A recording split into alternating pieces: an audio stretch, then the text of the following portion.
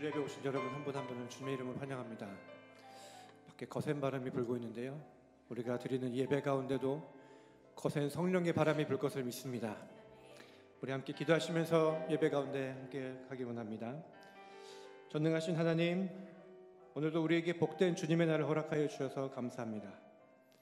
주님, 우리 예배 가운데 임재하여 주시옵소서.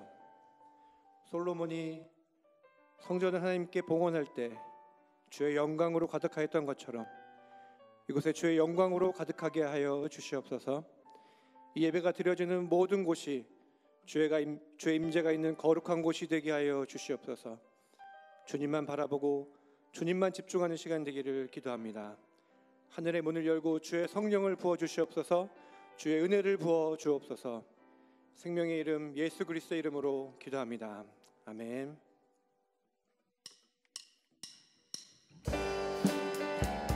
우리 가운데 왕으로 오신 주님 함께 찬양하며 경배하겠습니다.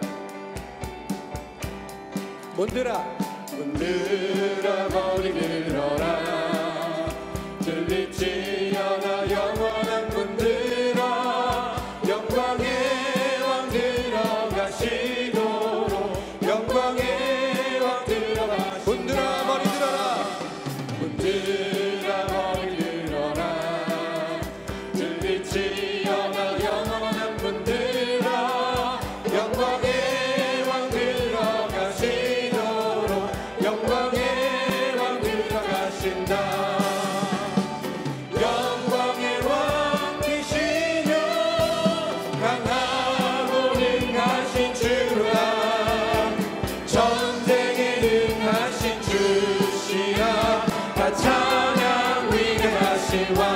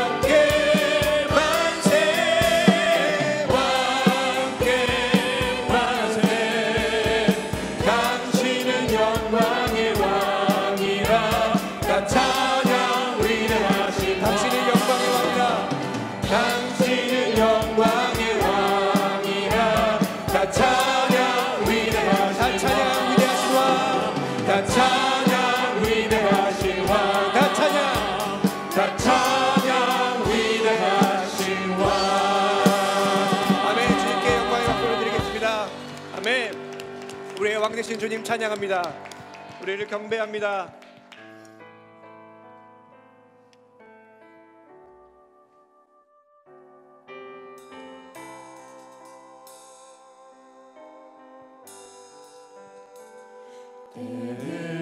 때로는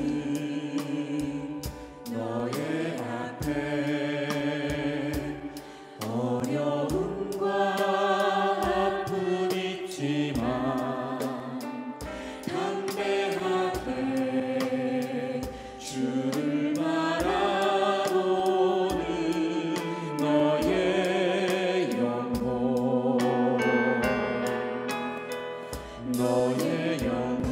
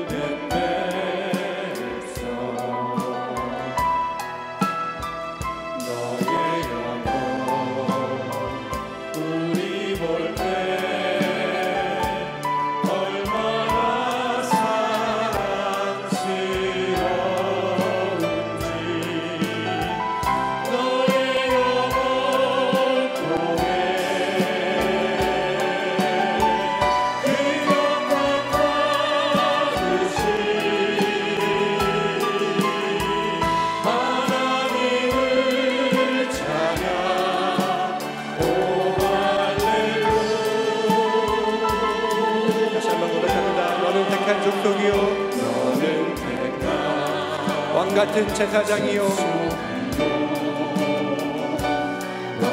왕같은 제사장이며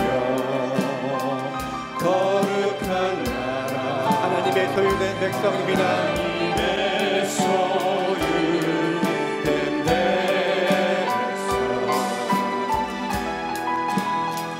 너의 영혼 우리 볼 때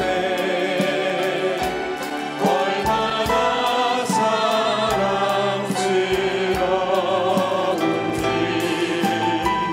너의 영혼 통해 그 영광 받으신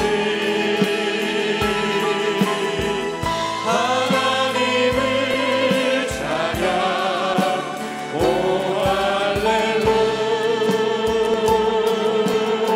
너의 영혼 통해 너의 영혼 통해 큰 영광 받으실 큰 영광 받으신 하나님을 찬양 하나님을 찬양 오 할렐루야 감사하신 하나님 감사하신 하나님 에베네셀 하나님 살아계신 하나님 에베네셀 하나님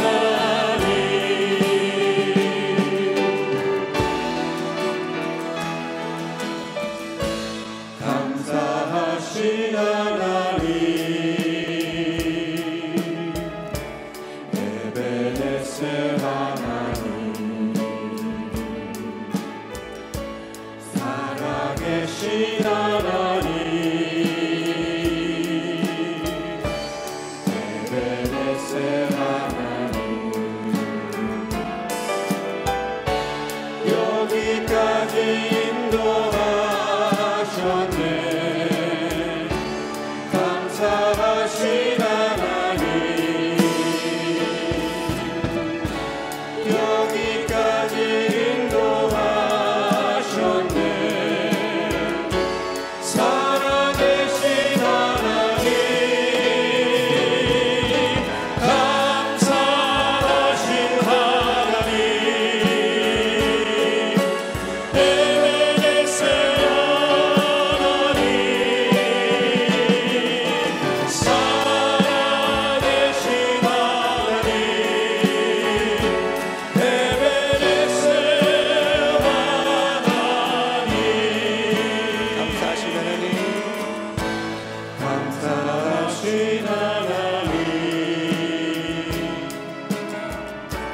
에베네셀 하나님 살아계신 하나님 살아계신 하나님 에베네셀 하나님 장래에도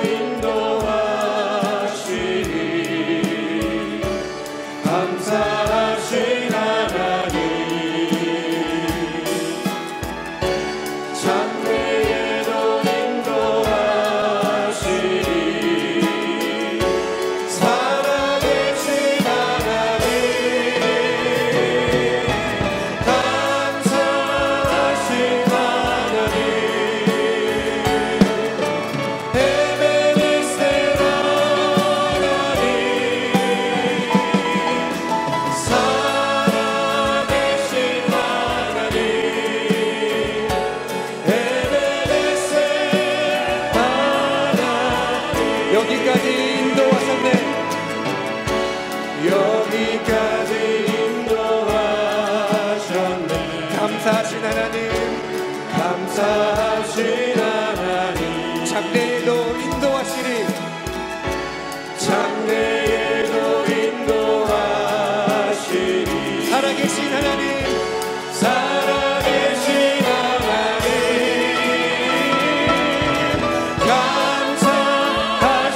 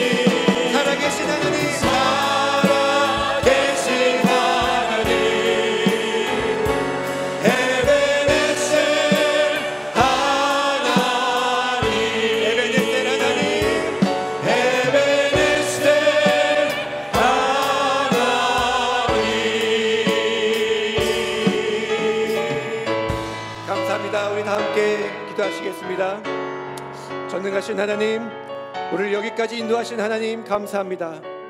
우리를 앞으로 인도하실 신실하신 하나님 경배합니다. 지난 삶을 돌아볼 때에 우리 가운데는 야곱과 같이 험악한 세월을 보내신 분들이 계십니다.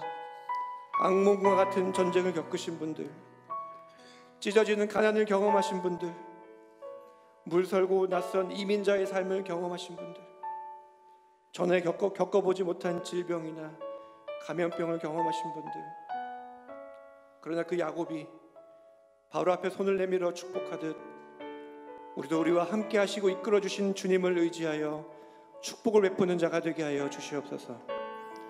우리 삶을 통하여 복의 근원이 하나님을 증거하게 하여 주시기를 기도합니다.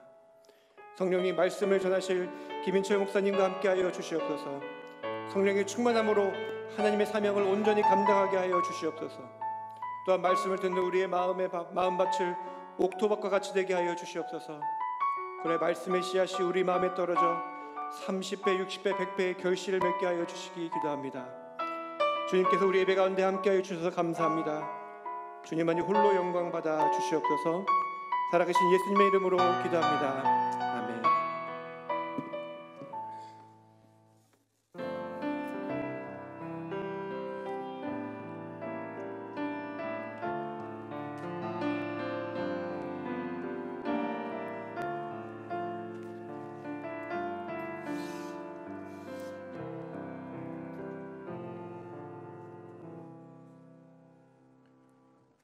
참으로 존귀하신 하나님 아버지, 인간이라는 시간 속에 존재하는 우리들이 영원한 시간 속에 계신 하나님 아버지를 바라봅니다. 영원한 시간 속에 계시지만 유한한 짧은 인생을 보고 계시고 같이 하시는 예수 그리스도의 십자가를 바라봅니다. 저희가 지금 살아계신 하나님 앞에 서 있습니다. 이 예배 가운데 같이 하여 주옵소서. 존귀하신 예수님 이름으로 감사하며 기도합니다. 아멘.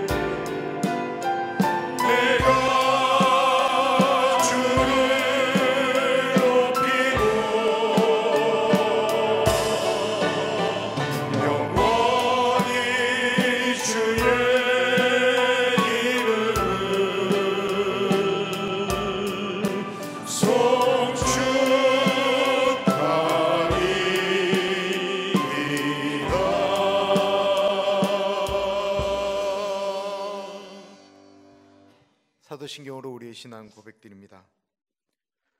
전능하사 천지를 만드신 하나님 아버지를 내가 믿사오며 그 외아들 우리 주 예수 그리스도를 믿사오니 이는 성령으로 잉태하사 동정녀 마리아에게 나시고 본디오 빌라도에게 고난을 받으사 십자가에 못 박혀 죽으시고 장사한 지 사흘 만에 죽은 자 가운데서 다시 살아나시며 하늘에 오르사 전능하신 하나님 우편에 앉아 계시다가 저리로서 산자와 죽은 자를 심판하러 오시리라. 성령을 믿사오며 거룩한 공예와 성도가 서로 교통하는 것과 죄를 사하여 주시는 것과 몸이 다시 사는 것과 영원히 사는 것을 믿사옵나이다. 아멘. 다 같이 그 자리에 앉겠습니다.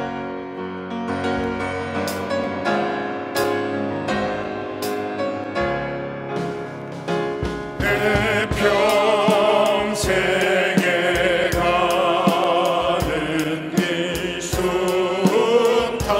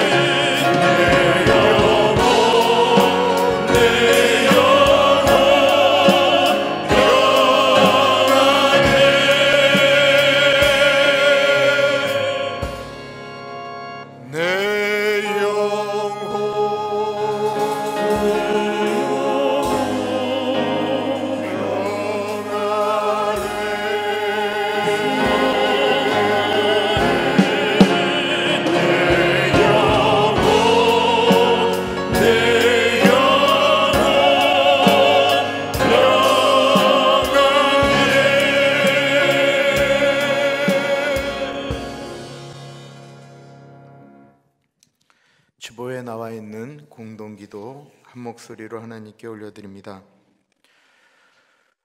존귀하신 하나님 아버지, 우리가 사는 이 나라를 지도자들이 정직하게 이끌기를 소망합니다. 그들이 하나님을 두려워하는 마음으로 나라와 민족을 섬길 수 있도록 인도하시며 세상에서 하나님의 법을 무너뜨리는 사단의 공격을 파하도록 도와주옵소서. 특별히 이곳 캘리포니아의 SB 397 종교는 필수 항목의 법안이 잘 통과되어 우리의 자녀들이 건강히 자라나는 교육 환경이 되도록 도와주옵소서. 오늘 우리가 드리는 이 예배를 기뻐 받아주시며 전심으로 예배하는 우리 모두가 되게 하옵소서. 존귀하신 예수님 이름으로 기도드립니다. 아멘. 한 주일 동안 살면서 하나님과 사람 앞에 지은 죄가 있습니다. 자신의 기도 소리가 귀에 들릴 정도로 회개 기도하겠고요. 그 회개 기도가 끝나시면 한 가지 기도를 더 부탁드립니다. 오늘 예배를 위해서 기도해 주시기 바랍니다. 예배 가운데 성령님 자유롭게 운행하시며 우리 한 사람 한 사람을 만져주시고 눌리지 않도록 예배가 순전하게 흘러갈 수 있도록 예배를 위해서도 회개 기도하고 예배를 위해서 같이 기도하겠습니다. 기도합니다. 존귀하신 하나님 아버지, 시간에 같이 하여 주시기를 기도합니다. 성령 하나님, 우리 안에 있는 죄와 우리 안에 있는 완악함을 십자가 앞에 내려놓습니다. 십자가에 못 박혀 죽으신 예수 그리스도의 보혈로 나와 우리 가정과 우리의 자녀들과 우리 오렌지 가나안 장로교회를, 우리 사랑하는 교우들을 예수의 보혈로 덮습니다. 성령 하나님 씻겨주시고 회복시켜주시기를 기도합니다. 하나님 아버지, 또한 오늘의 예배를 위하여 기도합니다. 이 예배 가운데 성령 하나님 마음껏 운행하시며 말씀하여 주시고 성령 하나님 같이하여 주시고 인도하여 주시기를 기도합니다. 주님, 우리의 마음을 만져주시고 우리로 주 안에서 회복되어질 수 있도록 인도하여 주십시오. 예배 가운데 한 사람 한 사람을 만져주시고 주님이 역사하시는 예배가 되어질 수 있도록 하나님 아버지 같이 하여 주옵소서.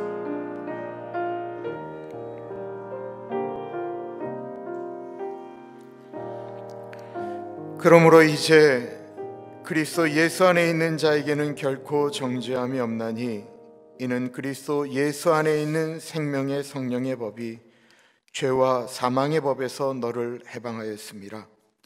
참으로 존귀하신 하나님 아버지, 한 주간도 우리와 함께하여 주시고 우리를 홀로 내버려 두지 아니하시며 동행하여 주신 것 감사드립니다. 어디를 바라보느냐에 따라서 우리의 생각이 달라지는데 우리가 먼저 하나님을 바라봅니다. 그리고 하나님 아버지의 눈으로 이 세상과 사람을 바라봅니다. 눈에 보이지 않지만, 귀에 들려지지 않지만, 손에 만져지지 않지만 이 순간에도 하나님께서 이 세상을 운행하고 계심에 감사드립니다. 아프신 분들, 외로운 분들, 마음이 속상한 분들, 기댈 곳이 없는 분들, 나는 삶에 재미와 의미가 없다라고 말씀하시는 분들께 우리가 살고 있는 인생이 짧다라는 사실을 깨닫게 하시고 로마서의 말씀처럼 장차올 영광을 바라보며 하루하루를 힘내어 살아갈 수 있도록 주님, 오늘 이 자리에 좌정하시고 우리 한 사람 한 사람 가운데 같이 하여 주옵소서. 미국에 산다라는 것이 감사한 것은 초강대국이라 팬데믹 상황 가운데서도 생활하고 움직이는데 이렇게 예배를 드릴 수 있게 되어진 것 감사합니다. 그러나 또한 소수민족이 이민자로 사는 것이 결코 쉽지만은 않다라는 생각을 하게 됩니다. 이를 통해서 왜 우리가 라는 생각과 더불어 혹이나 우리는 다른 사람을, 다른 민족을 폄하하거나 그들을 업수히 여기지 않았는지 우리 자신을 바라봅니다. 빌립보서에 있는 말씀처럼 남보다 나를 낮은 사람으로 여기라고 말씀하셨던 주님의 말씀이 있는데, 내가 다른 사람보다 더 괜찮다라고, 다른 민족보다 더 우월하다라고 생각하지는 않았는지. 하나님, 우리가 어디를 가면 우리의 마음을 둘 곳이 있겠습니까? 여러 가지 상황을 보면서 우리의 삶이 어디를 가든지 나그네와 같음을 깨닫게 됩니다. 나그네와 같은 인생, 언젠가는 주님이 부르시는 인생이기에 어디를 가든지 어느 곳에 있든지 삶에 예수 그리스도의 흔적을 나누며 선한 영향력을 미치며 살아가게 하옵소서. 미얀마가 속히 정상적인 국가가 되게 하시고, 미얀마를 비롯한 많은 곳에 흩어져 있는 선교사님들 가운데 같이 하여 주시며 동행하여 주옵소서. 특별히 코로나 사태에 많은 선교사님들이 현지에서 주님의 부르심을 받았습니다. 남겨진 가족들과 사역 가운데 같이 하여 주시기를 기도드립니다. 찬양 가운데 역사하여 주옵소서. 김성봉 집사님의 찬양 가운데 같이 하여 주시고, 우리의 귀가 아닌 영으로 찬양을 들을 수 있도록 인도하여 주옵소서. 살아계신 하나님의 말씀 앞에 섭니다. 귀를 열고 마음을 열고 듣게 하옵소서. 귀가 잘 안 들리시는 분들이 정확히 들으실 수 있도록 인도하여 주시고, 마음이 어지러운 분들이 집중할 수 있도록 도와주옵소서. 참으로 존귀하신 예수님 이름으로 기도드립니다. 아멘.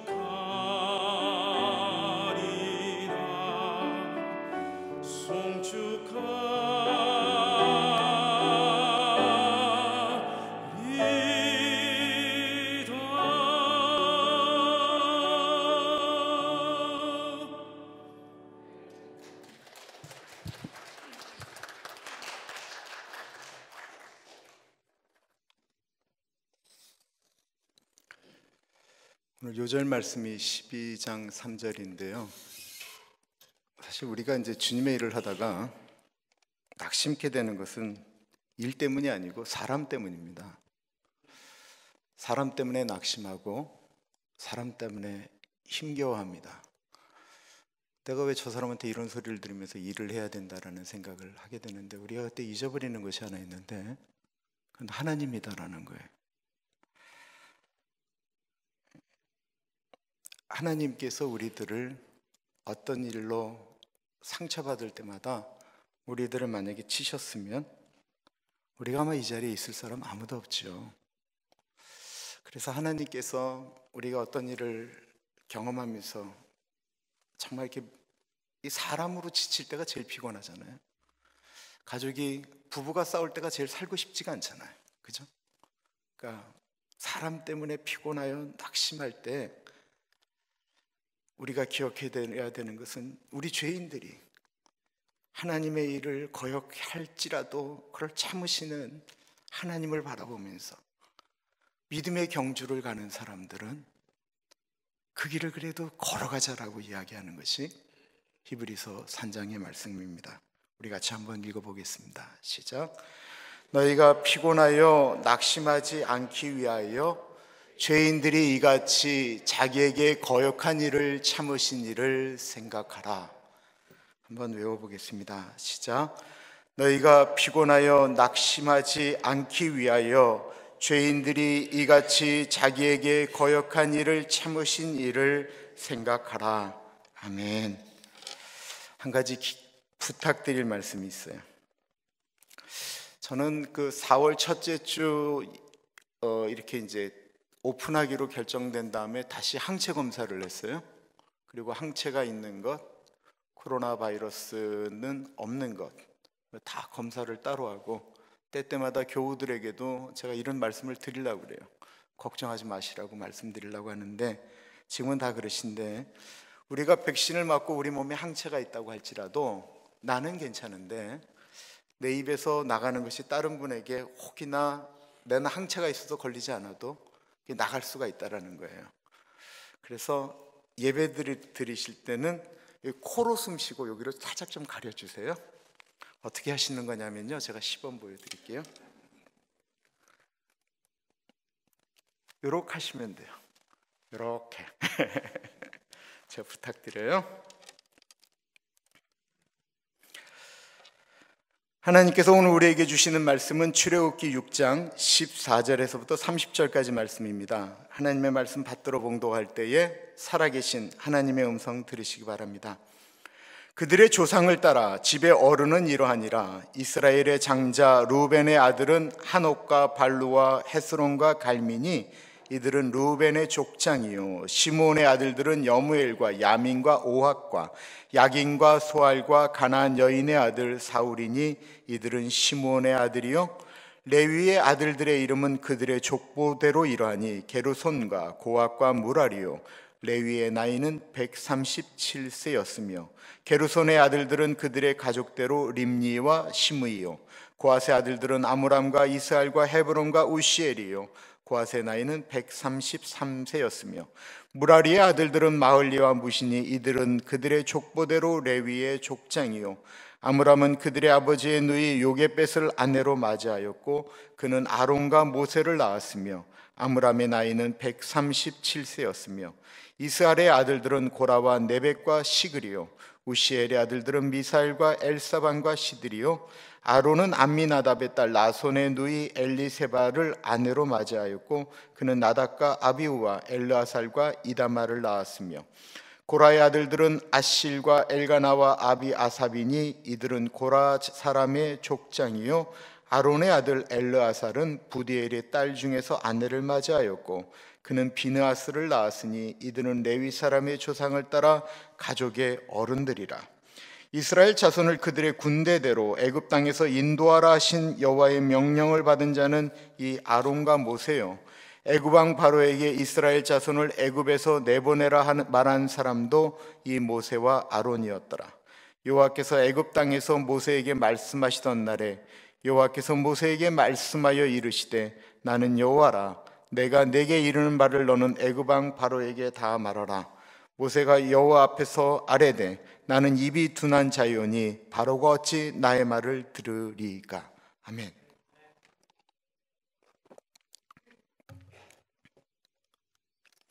예전에는 모든 사람은 태어날 때 다 백지 상태의 성품과 성격을 가지고 태어나서 그 사람이 어떤 환경과 어떤 부모, 어떤 교육을 받느냐에 따라서 그 백지 상태인 흰 도화지에 그림을 그리듯이 사람이 그렇게 만들어진다라고 이야기를 했었습니다. 그러나 그렇지 않죠. 요즘은 어느 교육계도 그렇게 얘기를 안 합니다. 날 때부터 그냥 무조건 잘 웃는 아이가 있어요. 방긋방긋 잘 웃는 아이가 있고, 날 때부터 신경질을 잘 내고 뭘 해도 우는 아이가 있다라는 거예요. 날 때부터 부모의 마음을 힘들게 하는 아이가 있습니다.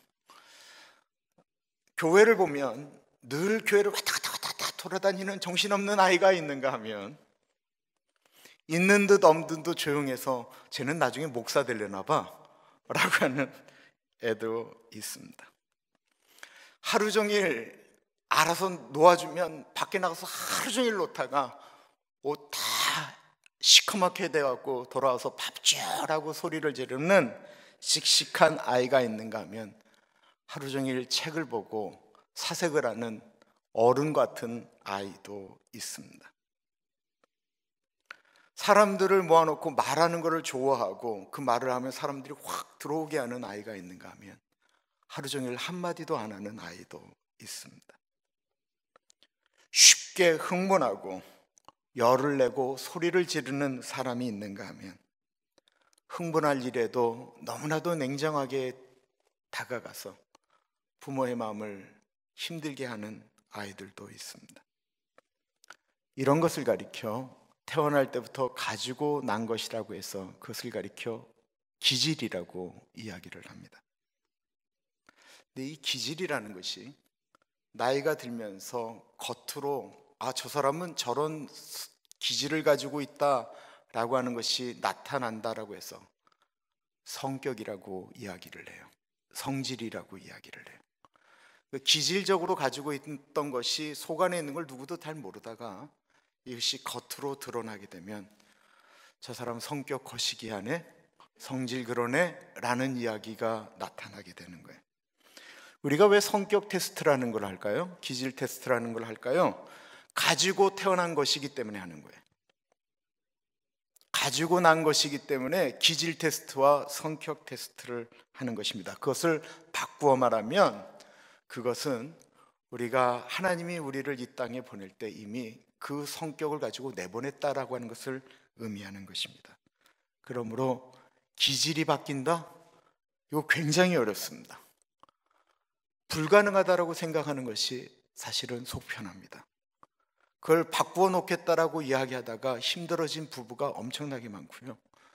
내 새끼 바꾸어 놓겠다라가 속병 걸리는 부모님이 너무 많습니다. 그런데 또 하나가 있습니다. 이렇다고 한다면 끝날 텐데, 이 주신 성격, 기질을 가지고 그 안에서 그 기질이 좋은 쪽으로 발휘될 수 있도록 하나님을 닮아가는 것을 가리켜 우리는 성품이라고 이야기를 합니다. 성품은 자신의 기질적으로 하면 이때 폭발해버리고 말 것 같은데, 하나님께서 주시는 마음을 가지고 그 기질을 다스리면서 남들 아무도 흥분하지 않을 때 하나님의 마음으로 흥분하고, 어쩔 때는 다스릴 줄 아는 것을 성품, 성경에는 그를 성화라고 이야기를 합니다. 그러므로 우리가 저 사람의 성품이 참 좋다라고 하는 것은 훈련에 의해서 만들어진 것이지, 이건 날 때부터 가진 것은 아닌 것입니다. 오늘 본문에는 갑자기 족보 이야기가 나와요. 성경을 읽으면서 우리를 졸게 만드는 족보 이야기가 오늘 본문에 나오는데, 오늘 본문을 자세히 풀어보시면 타고난 기질을 어떻게 사용하느냐에 따라서 큰 은혜가 임함을 말씀하고 있습니다. 이스라엘의 조상인 야곱은 12명의 아들을 두고 있었고 4명의 아내를 두었어요. 오늘 본문은 이상하게 맏아들부터 셋째 아들까지 그의 가문 중 가문을 이룬 리더들의 이야기를 언급하고 있습니다. 물론 모세와 아론에 대한 족보를 이야기하려는 의도가 있는 것 같지만 오늘 언급된 12명의 아들 중에 이 세 아들에게는 공통점이 하나 있다라는 것입니다. 무엇일까요? 그것은 야곱이 성경에 최초로 사람이 사람에게 예언이라고 하는 것을 한 것이 있는데, 그것이 창세기 49장에 야곱이 자식들에게 기도를 해준 게 아니에요. 예언을 했어요. 너희들의 훗날이 이렇게 될 것이다 라고 하면서 하나님의 아들인 야곱이, 이스라엘이 자기의 12자식들에게 예언을 했는데, 이 앞에 맏아들, 둘째, 셋째는 저주의 예언을 받은 사람들이다라는 거예요.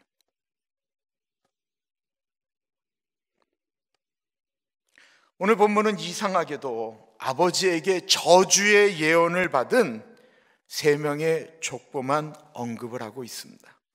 그러면 이 족보, 이 저주를 받은 이 후손들은 어떻게 되었을까요? 먼저 장자인 14절은 루벤의 집안을 이야기하고 있습니다. 그들의 조상을 따라 집의 어른은 이러하니라. 이스라엘의 장자 루벤의 아들은 한옥과 발루와 헤스론과 갈미니 이들은 루벤의 족장이요. 루벤은 장남이었는데 장남으로서는 해서는 안 될, 아들로서는 해서는 안 될 일을 저질러 저주를 받게 되옵니다. 그리고 나중에 보시면 이 루벤은 장자의 집안임에도 불구하고 선한 영향력을 미치지 못할 뿐만 아니라 민족이 반으로 쪼개져서 요단강 동쪽과 서쪽에 움직이는 사람들 중에 모여서 사는 므낫세 지파에 흡수되어지는 것처럼 나아가면서 숫자가 줄게 돼요. 아버지의 예언대로 르우벤은 장남의 특권을 누리지 못하고 점점 더 약해지게 됩니다. 그리고 나오는 지파가 시므온과 레위 족속입니다. 이 시므온과 레위는 한 가지 사건에 둘이 연결되어져 있습니다. 그것은 야곱이 나이 들어 고향으로 간 다음에 세겜이라고 하는 지역, 이방인들 히위 민족이 사는 곳에서 머물렀던 적이 있었는데, 거기서 세겜의 족장에게 이 시므온과 레위의 여동생, 엄마가 같다라는 얘기예요. 디나라고 하는 여동생이 강간을 당하게 돼요. 성폭행을 당하게 되는 거예요. 그런데 이게 단순한 성폭행으로 끝난 것은 아니고, 이 세겜의 족장이 내가 이 디나를 사랑하니까 결혼을 하고 싶다라고 이야기를 하게 됩니다. 당시 이 집안, 하몰이라고 하는 집안은 당시 그 가나안에서 아주 큰 영향력을 미치는 족속이었어요. 그러니까 이 멀리서 살다가 돌아온 야곱이 어떻게 함부로 할 수 없는 족속이었다라는 것입니다. 그런데 이 시므온과 레위가 계략을 짜서 하몰에 있는 모든 남자들을 다 죽여버리고, 그리고 그 아내들과 자식들을 노예로 잡아오고 그들의 집안을 다 강도질해서 다 가지고 옵니다. 사랑하는 여동생이 성폭행을 당했으니까 그의 오빠들이 그렇게 하는 것이 당연할지 모르지만 그것이 온통 적들 가운데 둘러싸여져 있는 곳이었다라는 거예요. 이 일로 인해서 야곱의 온 집안이 멸문지화, 다 몰살을 당하게 되었습니다.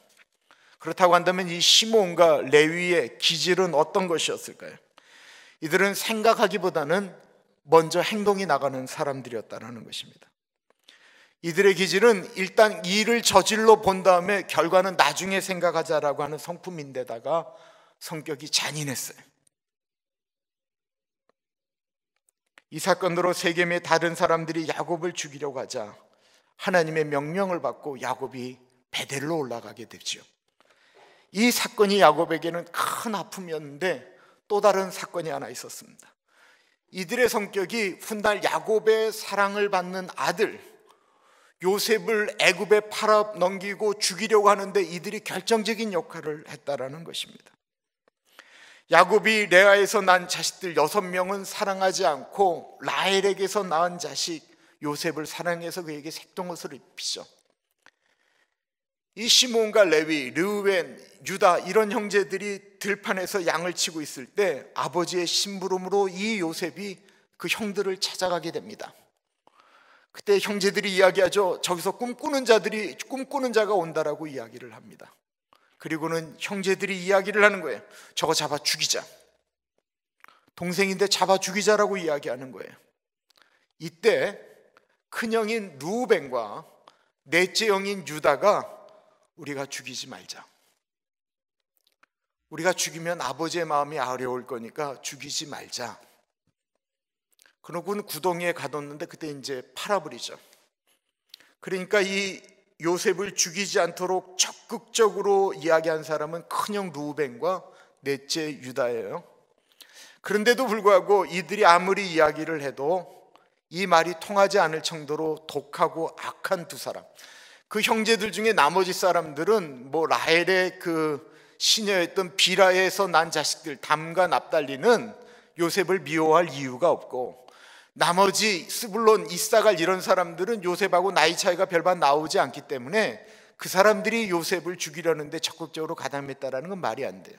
그렇다고 할 때 심증적으로 이 시므온과 레위가 이 요셉을 죽이려는데 적극적으로 가담하고 행동했다라는 것입니다. 그리고 이들의 이 행동이 너무 난폭했기 때문에 다른 형제들이 어떻게 말릴 수도 없었던 거예요.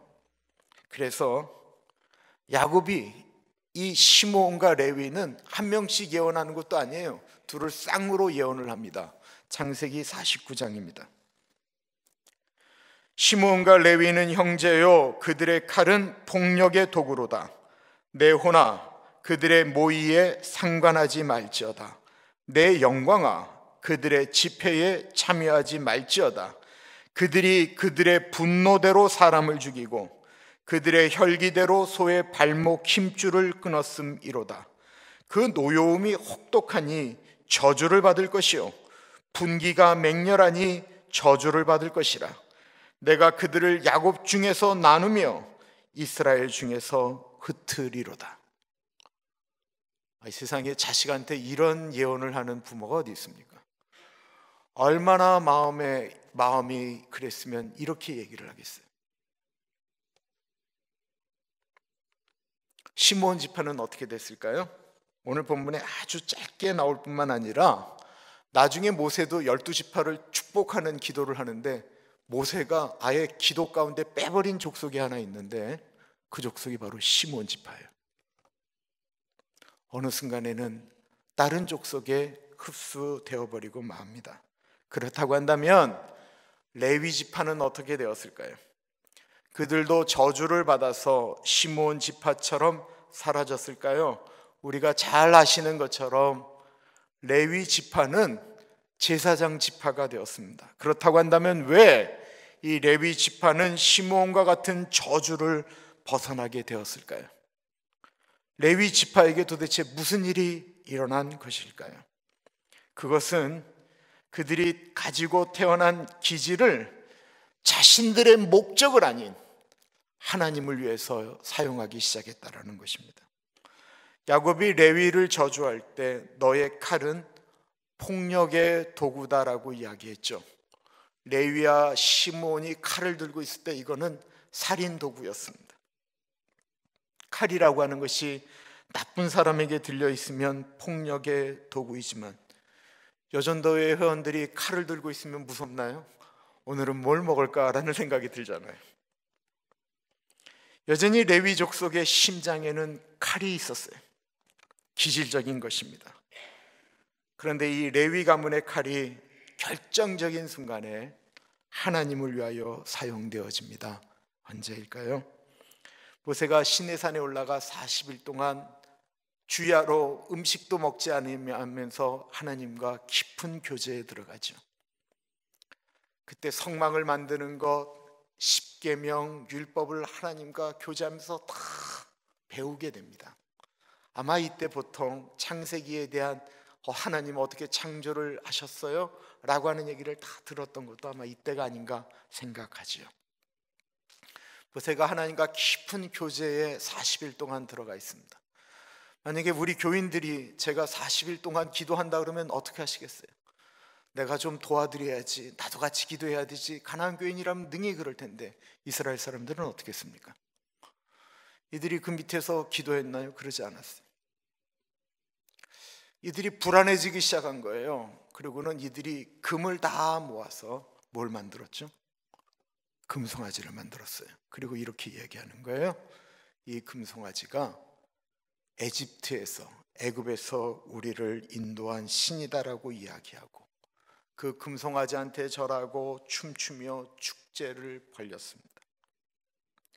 이 일로 인하여 하나님이 온 이스라엘에게 진노하시죠. 우리가 잘 아는 것처럼 돌판을 들고 온 모세가 그 십계명을 이스라엘 사람들한테 집어 던집니다. 하나님은 온 이스라엘을 다 멸하시려고 결심하셨습니다. 그때 모세가 온 백성들에게 나타나 이렇게 이야기를 하죠. 누가 지금 이 순간 하나님의 편에 서겠느냐? 누가 지금 이 순간 하나님의 편에 서서 칼을 들겠느냐? 라고 묻자 레위 지파가 칼을 들고 앞에 나오게 됩니다. 이들이 그 칼을 어떻게 휘둘렀는지 출애굽기 32장입니다. 이에 모세가 진문에 서서 이르되 누구든지 여호와의 편에 있는 자는 내게로 나오라 하매 레위 자손이 다 모여 그에게로 가는지라. 모세가 그들에게 이르되 이스라엘의 하나님 여호와께서 이렇게 말씀하시기를 너희는 각각 허리에 칼을 차고 진 이문에서 저문까지 왕래하며 각 사람이 그 형제를, 각 사람이 자기의 친구를, 각 사람이 자기의 이웃을 죽이라 하셨느니라. 이에 레위 자손이 모세의 말대로 행하매 이날에 백성 중에 3,000명 가량이 죽임을 당하니라.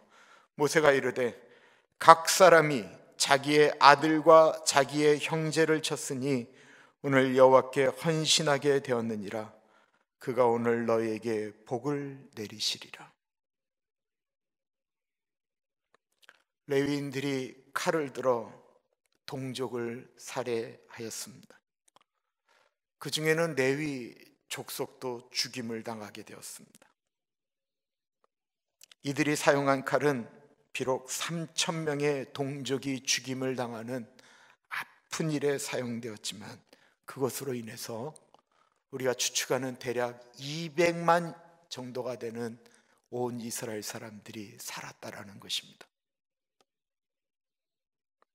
같은 민족을 죽이는 일이 쉽겠습니까? 그래서 어느 누구도 나오지 못하고 있을 때 레위 지파가 그 싫어하는 일을 감당한 것입니다. 오늘 본문에는 또 다른 칼을 사용한 레위 자손의 이야기가 나옵니다. 25절 보십시오. 아론의 아들 엘르아살은 부디엘의 딸 중에서 아내를 맞이하였고 그는 비느하스를 낳았으니 이들은 레위 사람의 조상을 따라 가족의 어른들이라.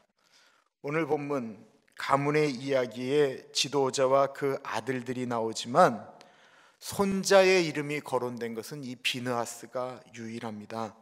왜 비느하스를 거론하였을까요? 이스라엘이 이제 광야 생활이 거의 끝나고 가나안으로 입성하게 될 때 모압 자손들이 그냥 이 이스라엘에게 그냥 얼어버리고 말았어요. 도저히 저 이스라엘과 싸워서는 승리할 수 못할 것 같자 모압 왕 발락이 악한 선지자 발람에게 묻습니다. 어떻게 하면 이스라엘이 저주를 받겠느냐?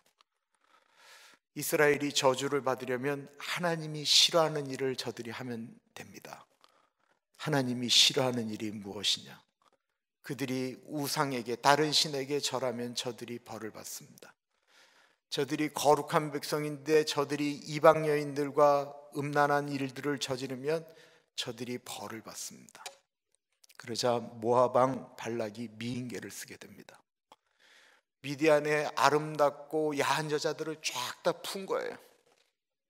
그러자 가나안의 리더십들의 이 계략에 이스라엘의 족장들이 넘어가게 됩니다.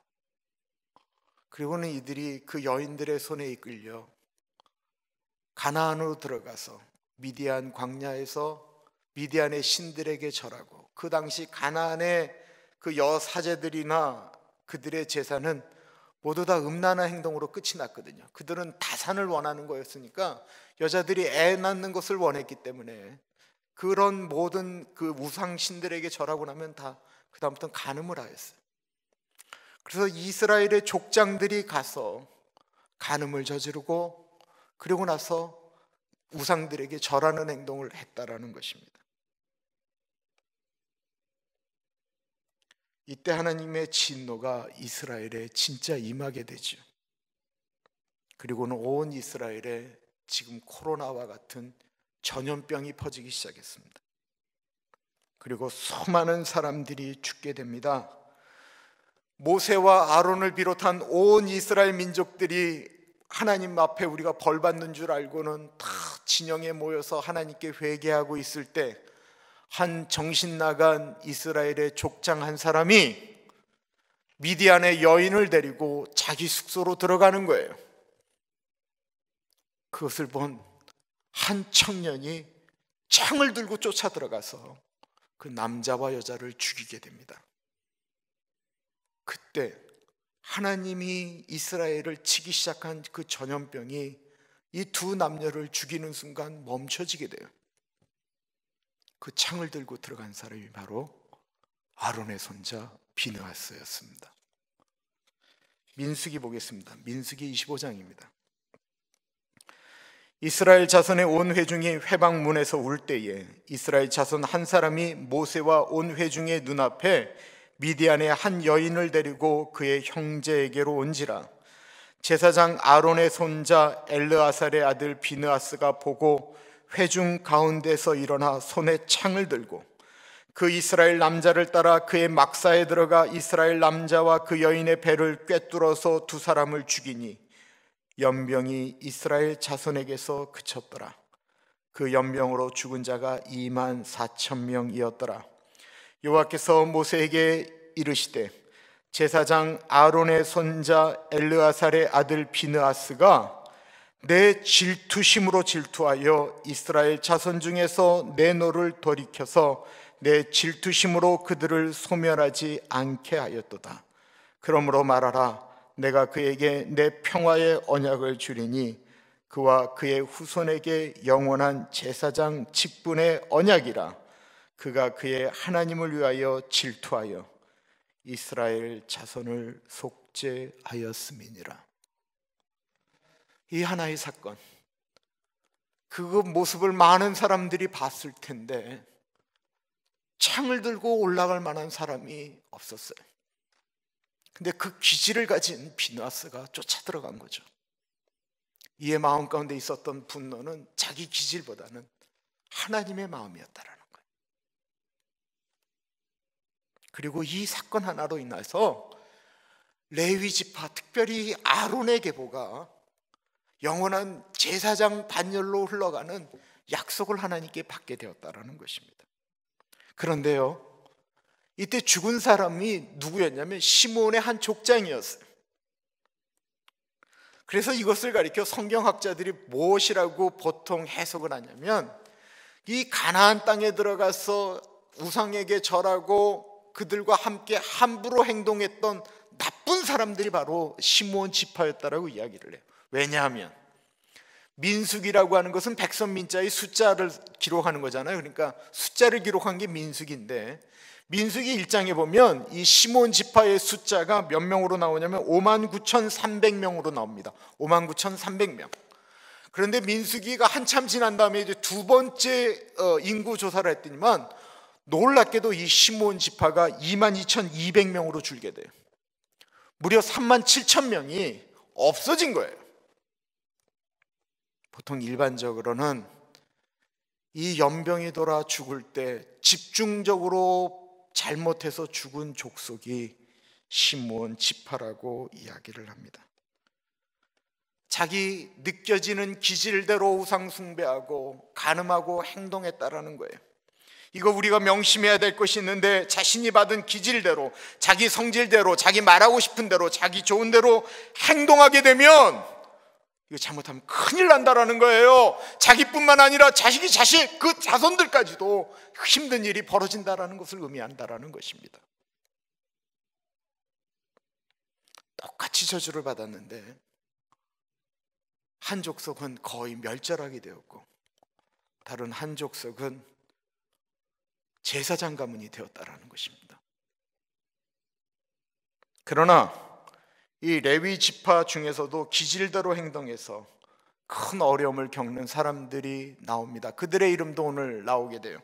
23절에 보면 아론은 암미나답의 딸 나손의 누이 엘리세바를 아내로 맞이하였고 그는 나답과 아비우와 엘르아살과 이다말을 낳았으며, 아론에게는 아들이 넷이 있었는데 특별히 큰아들과 둘째 아들 이 홈니와 비느하스, 이들이 하나님을 섬길 때 바로 이제 대제사장 계보로 흘러가야 될 아들이죠.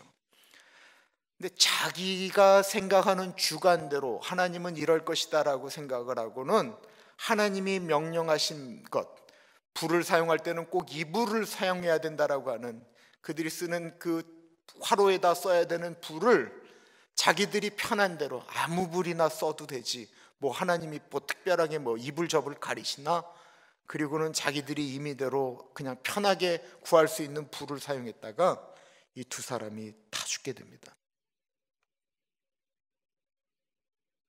자기 생각, 자기 결정대로 움직이다가 하나님 앞에 이런 어려움을 겪은 거예요.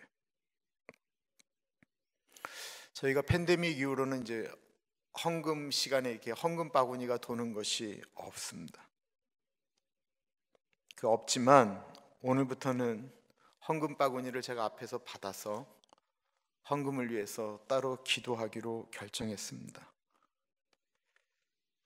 헌금 바구니가 저 뒤에 있으나 밖에 있으나 여기 있으나 그 바구니는 그냥 바구니에 불과하고 그 안에 든 건 헌금 봉투에 불과합니다.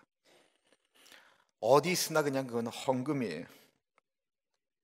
근데 헌금이 그렇게 되어지니까 헌금을 그냥 툭 던지는 사람, 그리고 아무렇게나 하는 것에 대해서 어느 분이 저한테 너무 가슴이 아프셨는지 이렇게 말씀하셨어요. 목사님, 그 안에 있는 돈이나 캐시는, 체크는 이 세상 어느 곳에서나 사용되어지는 똑같은 돈이지만 우리 주머니에서 나와서 나를 위해서, 다른 사람을 위해서 그냥 사용되어지는 것이 아닌 이것이 하나님에게 드려지는 것이라고 한다면, 이것이 그냥 돈이 아니고 우리가 하나님께 드려지는 것이라고 한다면 그 의미를 좀 나타냈으면 좋겠습니다 라고 말씀하시는데, 내가 얼마나 마음이 어렵든지 말이에요. 그냥 돈이에요. 우리가 꺼내서 그냥 내는 돈이에요. 근데 이 마음이 이게 하나님 앞에 드리는 거냐 아니면 내가 그냥 돈 내는 거냐라고 하는 것은 다른 거잖아요.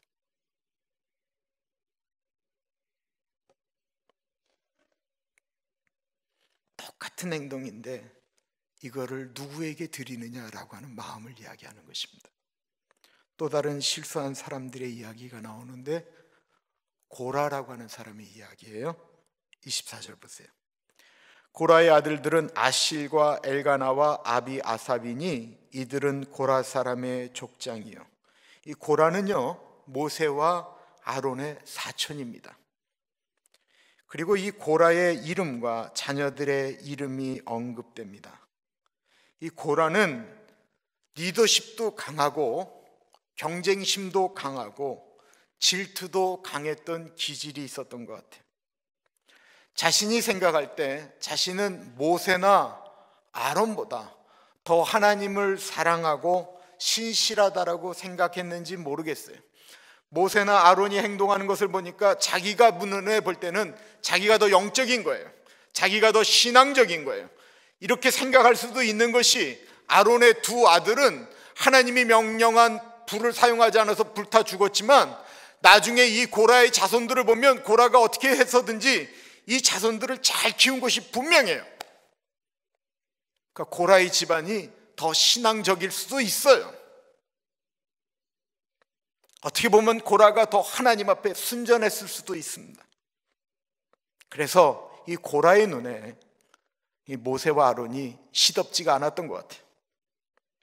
그래서 쿠데타를 일으키게 됩니다.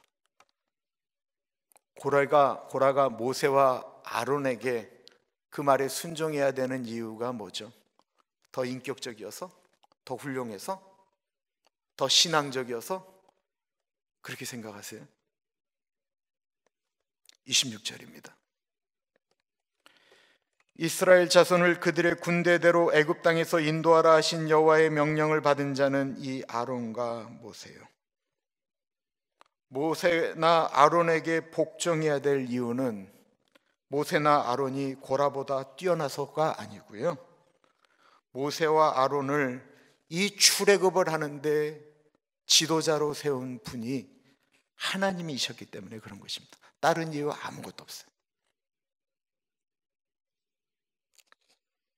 근데 이 반역으로 인해서 하나님이 신앙도 좋고 집안도 잘 키운 고라 편에 선 것이 아니고 고라와 그 편에 섰던 사람들을 다 죽여버리게 됩니다.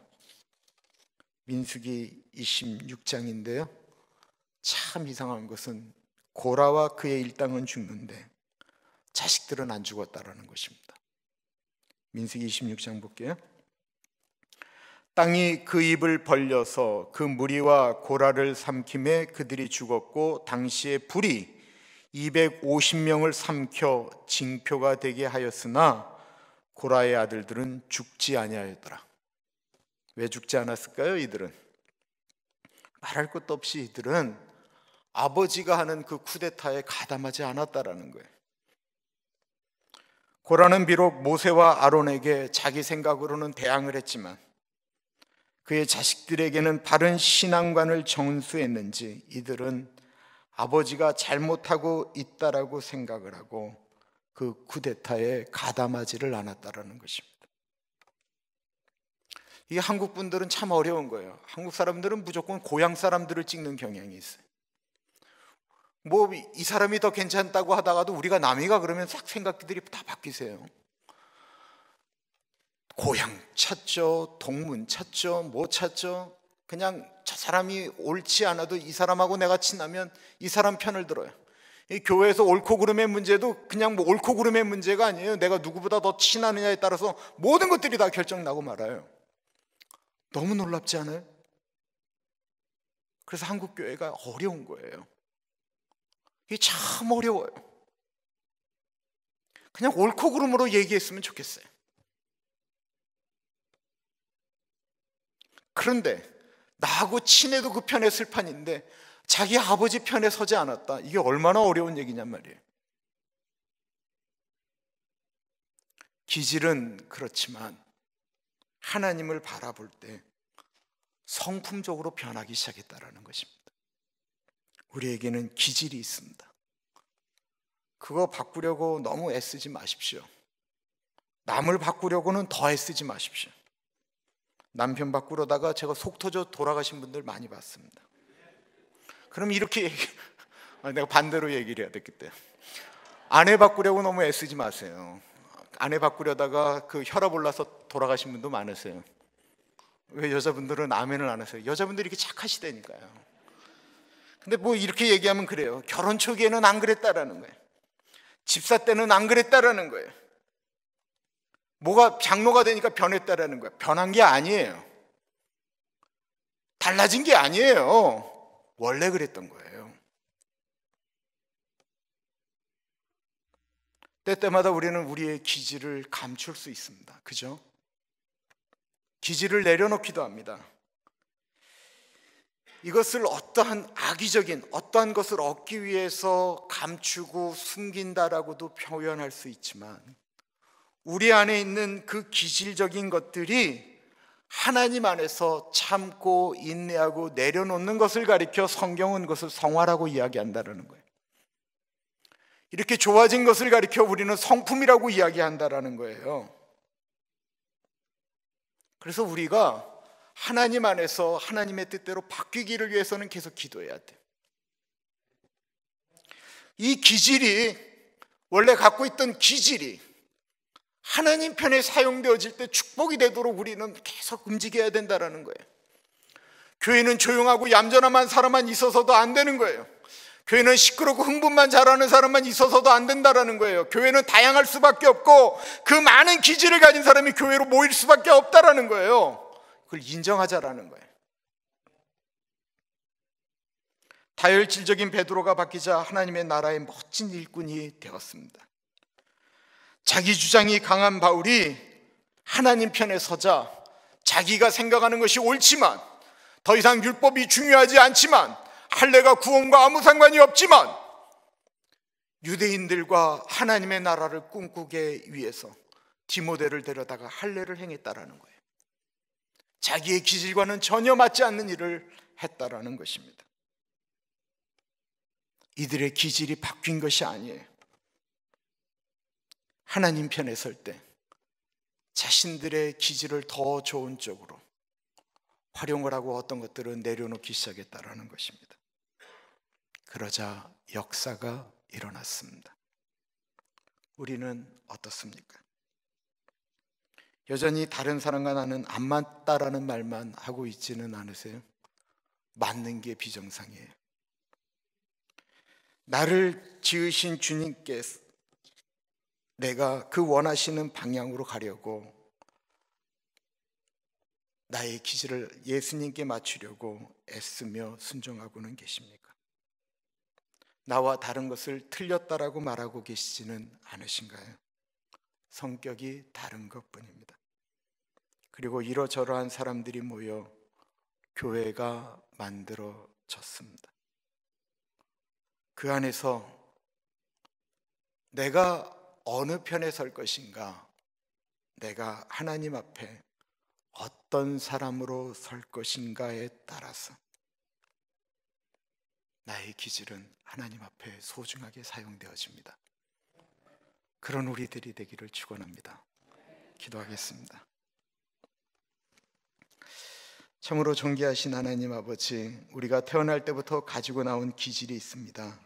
그 기질로 인해 세상이 참 다양해졌습니다. 파고드는 성격을 가진 분들 때문에 발명이 일어나고 문제가 해결되어졌습니다. 늘 고민하며 생각하는 분들 때문에 좋은 소설도 나오고 철학이 나왔습니다. 가만히 못 있고 웃고 새로운 것을 창조하는 사람들 때문에 영화도 드라마도 노래도 만들어졌습니다. 강한 리더십으로 나라를 좋은 데로 이끄는 분들도 있습니다.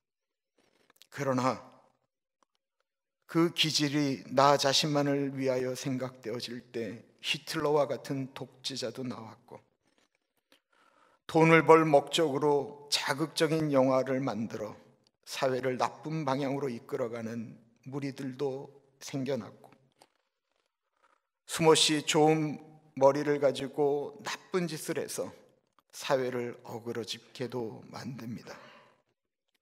예수님, 우리는 우리의 기질이 하나님께 붙들려 선한 영향을 미칠 수 있도록 애쓰고 노력하게 하여 주옵소서. 존귀하신 예수님 이름으로 감사하며 기도합니다. 아멘.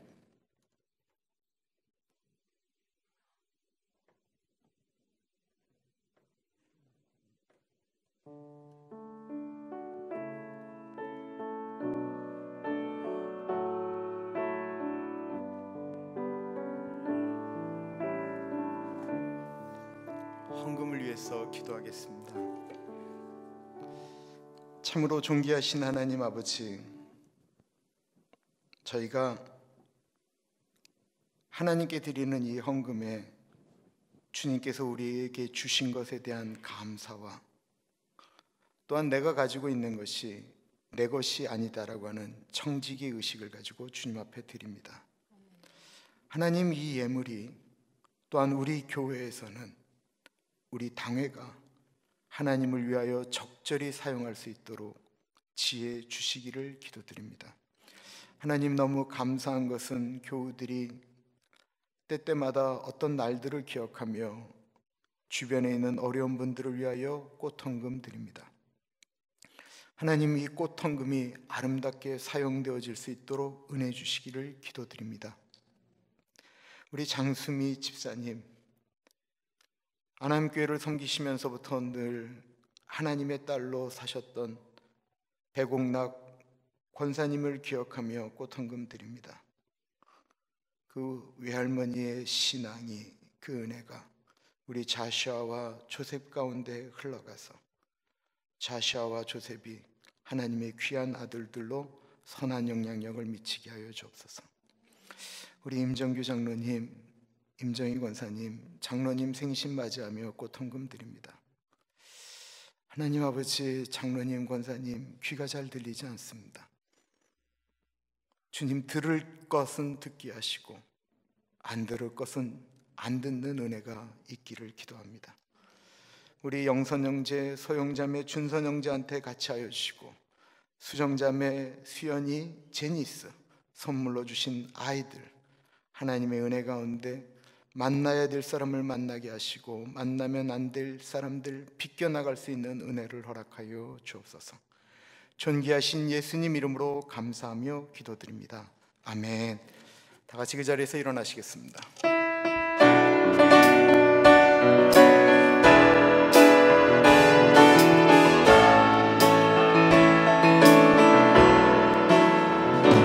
내가 만민 중에 오 주께 감사하며 주님을 찬양하리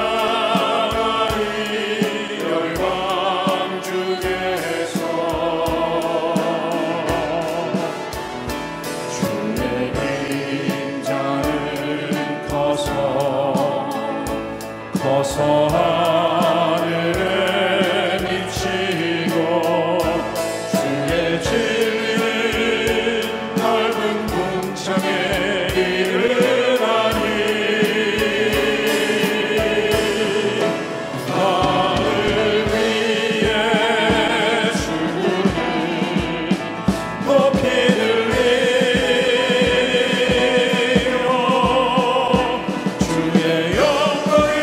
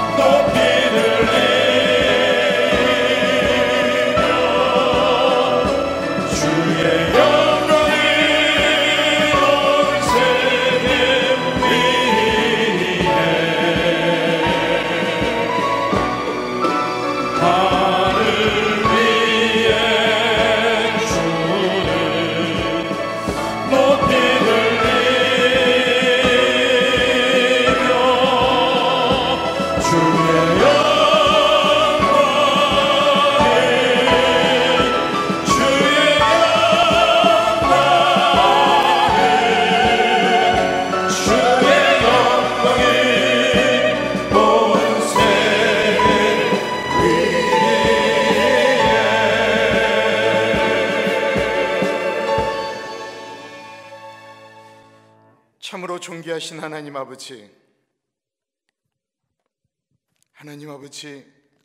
온 땅에, 온 하늘에, 온 세계에, 온 민족에, 온 나라에, 온 백성에게 우리들에게 충만한 그 하나님 아버지의 이름이 한 주일 동안 살아가는 우리들과 동행하며 같이 하시며 우리의 삶이 하나님의 영광이 되어지기를 간절히 기도합니다. 우리의 기질이, 우리의 성격이 내가 원하는 대로 하면 살면 성질과 기질로밖에 남지 않지만 하나님이 우리에게 주신 그것을 하나님 편에 서서 사용할 때에 그리스도의 향기와 편지라고 하셨습니다. 세상에 비치고 소금이라고 하셨습니다. 아버지, 우리의 기질을 함부로 사용하는 것이 아니고 하나님 아버지께 여쭈며 나아가는 우리들이 되어지기를 기도합니다. 하나님 아버지, 우리 사랑하는 교우들, 나이 드신 어른들, 병 드신 분들 주님의 이름으로 축복합니다. 눈이 아프신 분들이 회복되어지기를 기도합니다. 입 벌리기가 어려우신 분들, 숨쉬기가 힘들어 하시는 분들, 귀가 잘 안 들리는 분들, 아버지, 이분들의 마음이 주님 앞에 온전히 나아가 있을 때 달리다구, 에바다 말씀하시면서 역사하시는 하나님의 은혜가 있기를 기도합니다. 숨쉬기 힘드신 분들이 숨 쉴 수 있기를 기도합니다. 주변에 코로나 바이러스 때문에 어려워하는 분들이 완치되어지기를 기도합니다. 하나님, 우리 어르신들이 한 주일 동안 살아가는데 어렵지 않게 하시고 외롭지 않게 하여 주시기를 기도합니다. 우리가 하는 일에 하나님이 동행하시는 역사를 경험하기를 소원합니다. 지금은 우리 주 예수 그리스도의 은혜와 우리를 너무나도 사랑하셔서 하나밖에 없는 아들을 넉넉하게 보내주신 하나님 아버지 그 크신 사랑하심과 성령 하나님 감화감동 역사 충만 교통하심의 역사가 하나님이 나에게 주신 기질을 하나님을 위하여 사용하겠습니다 고백하는 사랑하는 주의 백성들 머리 위에 지금으로부터 영원토록 같이 하시기를 간절히 축원하옵나이다. 아멘.